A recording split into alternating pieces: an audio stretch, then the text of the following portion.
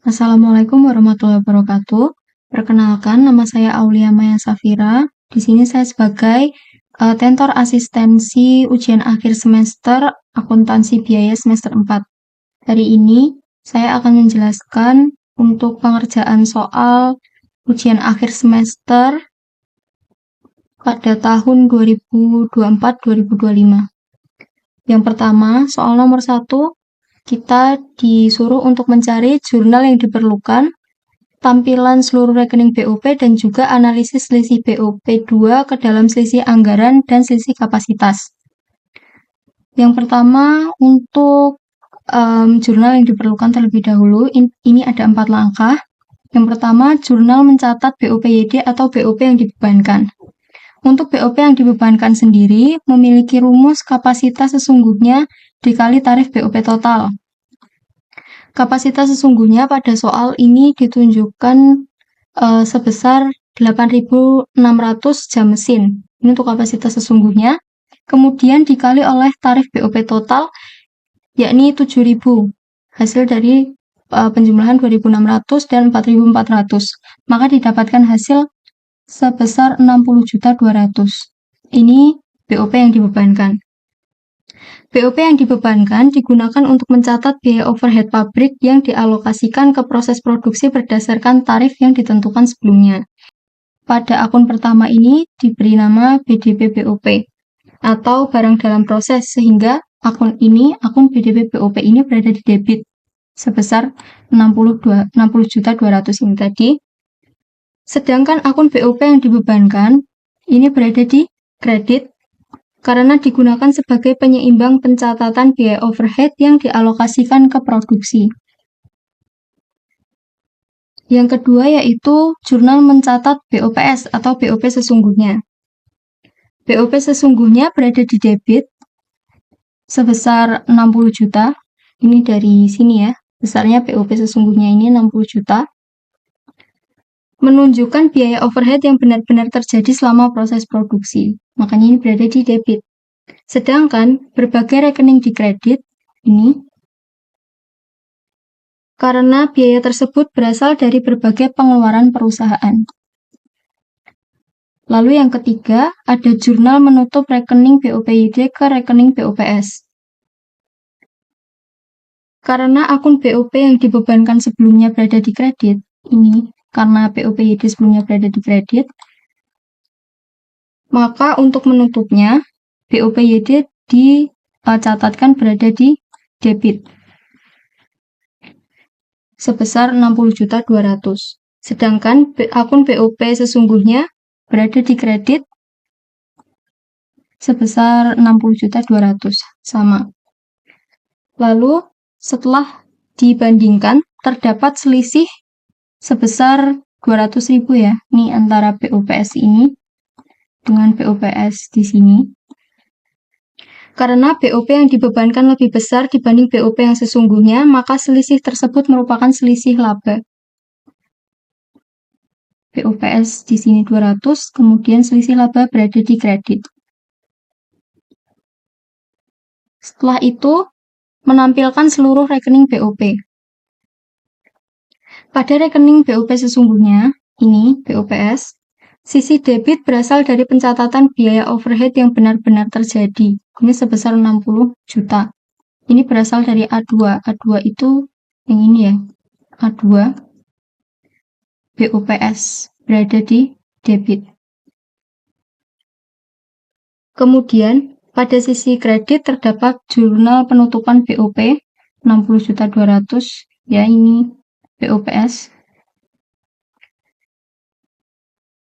Dan karena di sisi kredit lebih besar daripada sisi debitnya, ada selisih 200, maka muncul selisih laba ini ditaruh di bagian debit, sehingga penutupan pada jurnal BOPS sama hasilnya 60.200 di akhir. Kemudian pada rekening BOP yang dibebankan, di sisi kredit berasal dari pembebanan BOP ke proses produksi. Ini A1 atau ini ya, A1 BOP-YD 60.200 di sisi kredit. Kemudian akun tersebut ditutup melalui jurnal penutupan hingga dicatat di sisi debit A3. Ini untuk BOPYD di debit ini. Setelah itu pada rekening BDP BOP. Ini saldo di debit sebesar 60.200.000. Ini 60.200.000 menunjukkan biaya overhead yang sudah dibebankan ke barang dalam proses produksi. Sedangkan pada rekening di berbagai kredit, saldo kredit sebesar 60 juta. Ini ya, 60 juta. Menunjukkan sumber biaya overhead sesungguhnya. Lalu yang terakhir, untuk yang B adalah selisih BOP. Terdapat saldo kredit 200 yang menunjukkan perusahaan mengalami selisih laba overhead karena BOP yang dibebankan lebih besar dibanding BOP yang sesungguhnya. Ini tadi ya, BOP yang dibebankan lebih besar dari BOP yang sesungguhnya. Maka hasilnya menjadi selisih BOP. Selanjutnya yang ketiga adalah menganalisis selisih BOP2 ke dalam selisih anggaran dan selisih kapasitas. Yang pertama, mencari selisih anggaran overhead. Ini kita mencari anggaran BOP pada kapasitas sesungguhnya. Pada soal tertera bahwa anggaran BOP pada kapasitas sesungguhnya ini sebesar 60 juta ya. Ini 60 juta ini. Kemudian anggaran BOP pada kapasitas sesungguhnya ini akan dikurangi total dari anggaran BOP tetap dan anggaran BOP variabel. Untuk mencarinya, anggaran BOP tetap terlebih dahulu, ini rumusnya adalah kapasitas normal perusahaan dikali tarif BOP tetap. Kapasitas normal perusahaannya menunjukkan ini 9.000 jam mesin dengan tarif BOP tetapnya 2.600. Maka hasilnya adalah 23.400.000. Lalu untuk anggaran BOP variabel, ini kapasitas sesungguhnya dikali dengan tarif variabel. Di sini untuk kapasitas sesungguhnya adalah 8.600 dikali 4.400, maka hasilnya 37.840. Ini kemudian ditotal dan terdapat hasil 61.240 juta. Kemudian baru anggaran BOP pada kapasitas sesungguhnya dikurangi 61.240 juta ini tadi. Jadi 60 juta dikurangi 61.240, maka akan mendapatkan hasil 1.240. Ini merupakan selisih anggaran overhead laba. Lalu yang kedua adalah selisih kapasitas overhead. Ini kita mencari kapasitas normal BOP terlebih dahulu.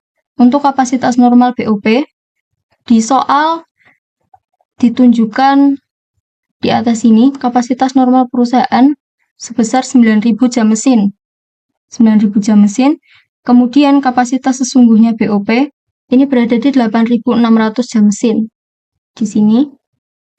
Kemudian dikurangi dan terdapat selisih sebesar 400 jam mesin. Untuk 400 jam mesin ini masih harus dikalikan lagi dengan tarif BOP tetap. Tarif BOP tetapnya adalah 2.600 ya di sini. Baru akan didapat hasil sebesar 1.040.000 untuk selisih kapasitas overhead dan dihitung rugi atau dicatat rugi. Ini untuk perbandingan kesimpulan. Selisih anggaran dan selisih kapasitas adalah sebesar 200.000 rupiah, sama seperti di jurnal.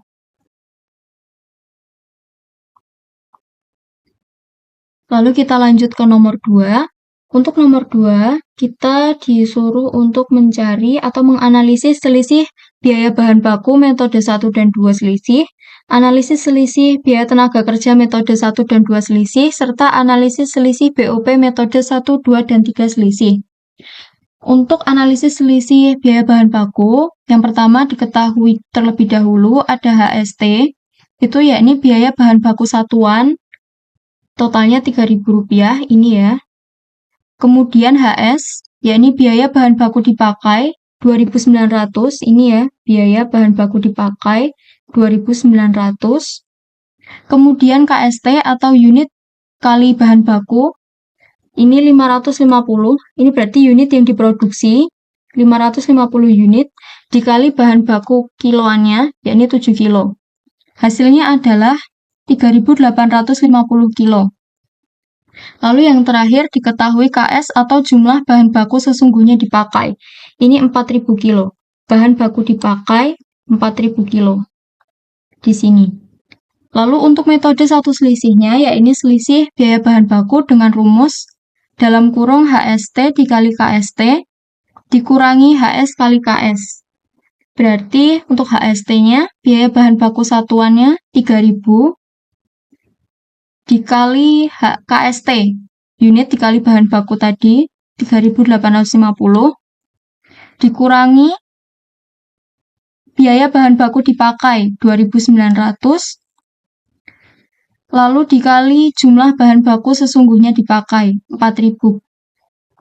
Maka hasilnya adalah 11.550 dikurangi 11.600. Maka hasil akhirnya adalah negatif 50.000 dan dihitung rugi. Untuk metode dua selisihnya, yaitu selisih harga bahan baku. Untuk rumusnya adalah biaya bahan baku satuan atau HST dikurangi HS kali KS. HS ini biaya bahan baku dipakai dikali jumlah bahan baku sesungguhnya dipakai. Berarti kalau ditulis dalam angka, 3.000 dikurangi 2.900 dikali 4.000, yang hasilnya adalah 400.000 dan dihitung laba. Lalu yang selanjutnya adalah analisis selisih BTK atau biaya tenaga kerja metode 1 dan 2 selisih. Untuk analisis selisih biaya tenaga kerja, sama sebelumnya diketahui terlebih dahulu TST atau biaya tenaga kerja satuan dalam RP ini 1.000. Ini ya, berarti ya, TST-nya 1.000. Kemudian TS-nya adalah biaya tenaga kerja sesungguhnya 1.200. Biaya tenaga kerja sesungguhnya 1.200. Ini ya, biaya tenaga kerja sesungguhnya 1.200. Kemudian JST, unit dikali biaya tenaga kerja tetap 550 unit dikali BTK, biaya tenaga kerja, berarti 10 jam. Hasilnya adalah 5.500 jam. Lalu yang terakhir ada JS, jumlah BTK sesungguhnya, ini 5.400. BTK sesungguhnya 5.400. Sama, model satu selisihnya dengan rumus yang sama, yaitu TST atau biaya tenaga kerja satuan dikali unit kali biaya tenaga kerja, dikurangi biaya tenaga kerja sesungguhnya dikali jumlah BTK sesungguhnya, atau dalam angka berarti 1.000 dikali 5.500 dikurangi 1.200 dikali 5.400. Maka hasilnya adalah 5.500.000 dikurangi 6.480 dan hasil akhirnya adalah negatif 980 dihitung rugi. Untuk model 2 selisih dengan rumus yang sama seperti sebelumnya, yakni TST atau biaya tenaga kerja satuan dikurangi TS, biaya tenaga kerja sesungguhnya dikali JS, jumlah BTK sesungguhnya. Maka dalam angka 1.000 dalam kurung 1.000 dikurangi 1.200 dikali 5.400. Hasil akhirnya adalah negatif 1.080.000 dan dihitung rugi. Lalu untuk yang C, analisis selisih BOP metode 1, 2, dan 3. Untuk analisis BOP ini, kita cari terlebih dahulu BOP sesungguhnya. BOP sesungguhnya di sini adalah 8.800.000. Ini ya, di data bulan Januari 2024, BOP sesungguhnya ada 8.800.000. Kemudian dikurangi dengan BOP yang dibebankan. Untuk BOP yang dibebankan ini memiliki rumus yakni unit atau unit produksi 550 ini dikali 10 jam BOP. Kemudian dikali lagi dengan total satuan BOP. total satuan BOP ini ya. 600 ditambah 900 maka hasilnya adalah 1.500. Dengan hasil akhir ini tadi, 550 kali 10 jam kali 1.500, hasilnya adalah 8.250. Maka selisih total BOP ini ada 550 dari 8.800 dikurangi dengan 8.250. Hasilnya rugi 550. Kemudian model dua selisih. Yang pertama ada selisih terkendali. Untuk selisih terkendali ini sama seperti sebelumnya. Yang pertama adalah mencari BOP sesungguhnya. Untuk BOP sesungguhnya tadi sama ya, 8.800. Kemudian dikurangi dengan BOP kapasitas sesungguhnya. Untuk BOP kapasitas sesungguhnya ini memiliki rumus kapasitas dikali satuan tetap. Atau untuk kapasitasnya ya ini ya, kapasitas normal per bulan 5.600 jam mesin ini dikali satuan tetap. Satuan tetapnya ya ini 600 rupiah. Hasilnya adalah 3.360. Jadi untuk BOP variabel sesungguhnya ini 8.800 dikurangi 3.360, maka hasil untuk BOP variabel sesungguhnya 5.440. Ini masih harus dikurangi lagi oleh BOP variabel jam standar dengan rumus unit dikali jam BOP dikali satuan variabel. Seperti yang diketahui untuk unitnya adalah 550 di unit produksi dikali 10 jam, lalu dikali dengan satuan variabel yakni 900. Maka hasilnya adalah 4.950. Jadi untuk selisih terkendalinya itu berada di 490.000 dan tercatat rugi. Setelah selisih terkendali, ada juga selisih volume. Selisih volume yang pertama itu mencari jam tenaga kerja kapasitas normal. Jam tenaga kerja kapasitas normal ini sama ya, yakni kapasitas normal per bulan ini yakni 5.600 jam mesin dikurangi jam tenaga kerja standar. Ini cara mencarinya adalah dengan unit dikali jam BOP. Unitnya tadi 550 unit, dikali jam BOP-nya 10 jam, maka hasilnya adalah 5.500.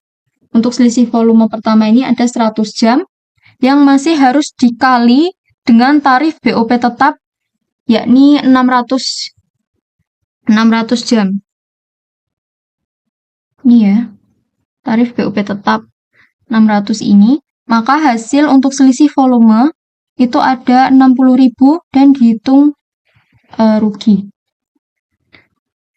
Yang selanjutnya adalah model 3 selisih. Yang pertama kita bisa mencari selisih pengeluarannya terlebih dahulu. Ini ya, selisih pengeluaran.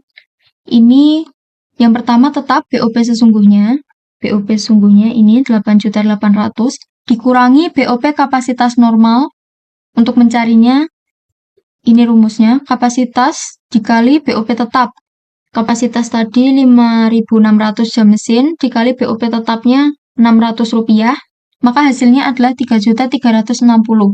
8.800 dikurangi 3.360, hasilnya adalah 5.440. Ini adalah BOP variabel sesungguhnya yang masih harus dikurangi lagi oleh BOP variabel dianggarkan jam sesungguhnya yang dapat dicari dengan JS. JS ini BTK sesungguhnya 5.400 dikali 900 atau BOP variabel ini. Hasilnya adalah 4.860. Maka untuk selisih pengeluarannya 5.440 dikurangi 4.860, hasilnya adalah 580.000. Ini dicatat rugi untuk selisih pengeluarannya. Kemudian untuk selisih kapasitas, kita mencari kapasitas normal. Kapasitas normalnya ini adalah 5.600 jam mesin ya. Kemudian kapasitas sesungguhnya ini salah. Ini harusnya kapasitas sesungguhnya ini sama yaitu JS ya, 5.400. Hasil dari pengurangan kapasitas normal dikurangi kapasitas sesungguhnya itu ada 200 jam mesin ya. Ini menjadi kapasitas tidak terpakai yang harus dikalikan lagi dengan tarif BOP tetap yakni 600 rupiah per jam. Ini ya, dari BOP tetap ini. Hasilnya untuk selisih kapasitas dicatat rugi dengan hasil Rp120.000. Lalu kemudian selisih efisiensi. Yang pertama mencari jam standar. Untuk jam standarnya ini 5.500, hasil perkalian dari 550 unit dikali 10 jam di BOP. Kemudian dikurangi oleh jam sesungguhnya 5.400. Jadi hasilnya adalah 100 jam ini masih harus dikali dengan tarif BOP. Tarif BOP 1.500 per jam dari ini ya, total 600 ditambah 900 ini tadi di BOP. Maka hasilnya 1.500. 100 dikali 1.500, maka untuk selisih efisiensinya dihitung laba 150.000. Baik, yang selanjutnya kita lanjut ke nomor 3. Untuk nomor 3, kita diminta untuk menghitung BOP neto masing-masing departemen jasa, dan juga setelah alokasi, dan juga menghitung BOP neto yang dianggarkan untuk masing-masing departemen produksi. Yang pertama, untuk BOP neto masing-masing jasa setelah alokasi, ini untuk jasa X terlebih dahulu, kita cari dengan rumus A1 ditambah B1 dikali Y. A1 ini, untuk A1 adalah 28 juta, ini dari jumlah BOP, ditambah B1. B1 ini di proporsi pemakaian jasa di jasa X, 25%, dikali Y. Ini dalam kurung Y ini 2 juta, ini dari jumlah BOP ditambah 0,2 Y ini dari 20% di proporsi pemakaian jasa. Diturunkan, 28 juta ditambah 500 ditambah 0,05X. 500 ini dari 0,25 dikali 2 juta, sementara 0,05X ini 0,25 dikali 0,2Y. Maka 28 juta ditambah 500 ini jadi 28.500.000 ditambah 0,05X. 0,05X kita taruh di depan dengan rumus aljabar. Ini X dikurangi 0,05X. 1X atau X dikurangi 0,05X. Ini hasilnya 0,09X.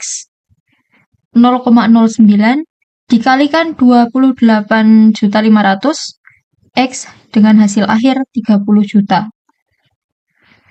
Kemudian jasa Y, untuk rumusnya hampir sama. A2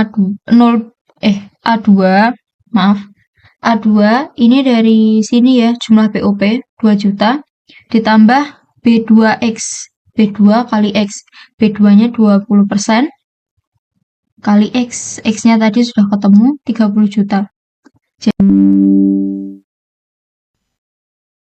2 juta ditambah 0,2 dikali 30 juta. 0,2 kali 30 juta hasilnya 6 juta.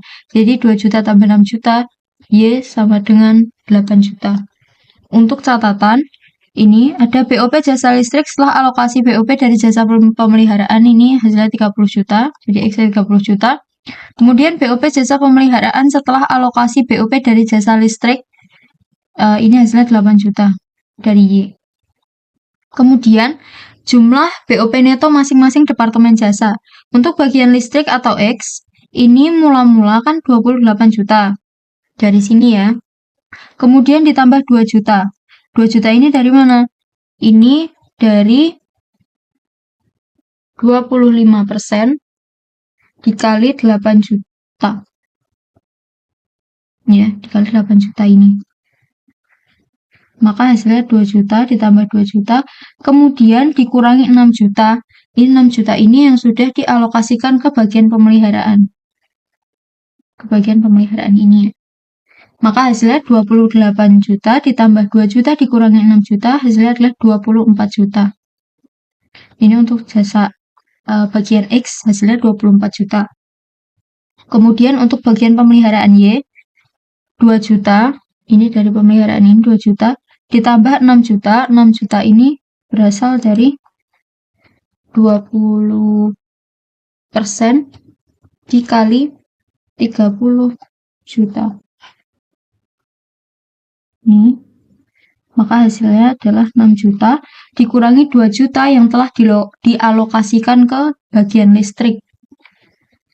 Maka 2 juta ditambah 6 juta ditambah 2, dikurangi 2 juta lagi, hasilnya adalah 6 juta. Lalu yang kedua, untuk BOP neto yang dianggarkan. Nih ya, untuk jasa X terlebih dahulu di Departemen Proses 1. Ini dengan rumus proporsi dibagi total proporsi dikali BOP X. Ini berarti 30 dari sini ya. Proses 1 jasa X, 30 dibagi 80. 80 ini berasal dari 30 ditambah 30% tambah 50%. Kemudian dikali 24 juta dari sini tadi ya, maka hasilnya adalah untuk Departemen Proses 1 jasa X hasilnya 9 juta. Kemudian untuk Departemen Proses 2 sama, ini berarti 50 diper 80, 80 pertambahan 50% tambah 30% ini diper 80 kali 24 juta hasilnya 15 juta. Kemudian di total 9 juta ditambah 15 juta, hasilnya 24 juta. Sama. Kemudian untuk jasa Y, ini untuk Departemen Proses 1, rumusnya sama, 40%, ini ya, proses 1 40%, diper 75, 75 dari 40 ditambah 35, dikali 6 juta, 6 juta dari sini tadi. Hasilnya 3.200.000. Ini untuk Departemen Proses 1. Departemen Proses 2, ini 35 juta, 35% atau 35 per atau dibagi 75, total 40 tambah 35 ini, dikali 6 juta, hasilnya 2.800.000.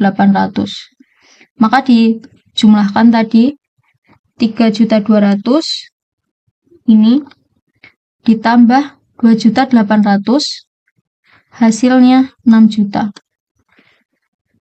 Sama. Atau untuk tabel lengkapnya seperti ini. Baik, yang selanjutnya kita lanjut ke nomor 4. Di nomor 4 kita diminta untuk mencari atau menghitung BOP Departemen Produksi setelah mendapat alokasi dari Departemen Pembantu menggunakan metode alokasi langsung, dan juga menghitung tarif BOP jika dasar pembebanannya untuk Departemen 1 menggunakan jam mesin dan Departemen 2 menggunakan dasar unit produksi. Yang pertama, kita mencari metode alokasi langsung untuk BOP Departemen Produksinya dulu.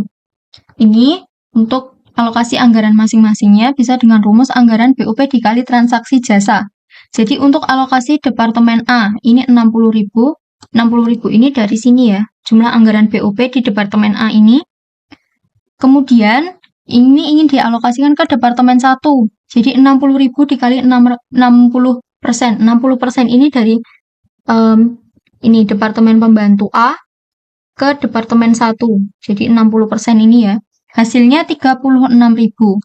Kemudian ke Departemen 2, 60.000 dikali 40%. 40% dari sini. Departemen Pembantu A, ini Departemen 2. 40%. Hasilnya adalah 24.000. Kemudian, alokasi Departemen B, ini 50.000. 50.000 ini dari sini. Jumlah anggaran BOP di Departemen B. 50.000 ke Departemen 1, 50.000 kali 75. 75 ini dari Departemen Pembantu B bagian Departemen 1, 75%. Hasilnya 37.500. Dan Departemen 2-nya 50.000 dikali 25%. 25% ini dari ini ya, Departemen Pembantu B. Ini di Departemen 2. Hasilnya 12.500. Total BOP produksi. Jadi ini tadi untuk Departemen 1 dan 2 di total nih. 50.000 ini dari sini ya. Jumlah anggaran BOP Departemen 1 ini 50.000 ditambah 36. Ini ditambah 36.000 ditambah 37.500 di sini. Kemudian hasilnya di total semua, dan hasil akhirnya untuk Departemen 1 total BOP produksinya adalah 123.500. Untuk Departemen 2 ini 70.000 di jumlah anggaran BOP, ditambah 24.000, ditambah 12.500. Hasilnya 106.500. Ini total BOP masing-masing departemen. Kemudian kita cari untuk tarif BOP-nya. Ini dengan menggunakan rumus total BOP departemen, berarti ini dan ini di masing-masing ya, dibagi dasar beban. Dasar beban ini untuk Departemen 1 tadi dasar bebannya adalah jam mesin. Jam mesin sebesar 20.000 jam mesin.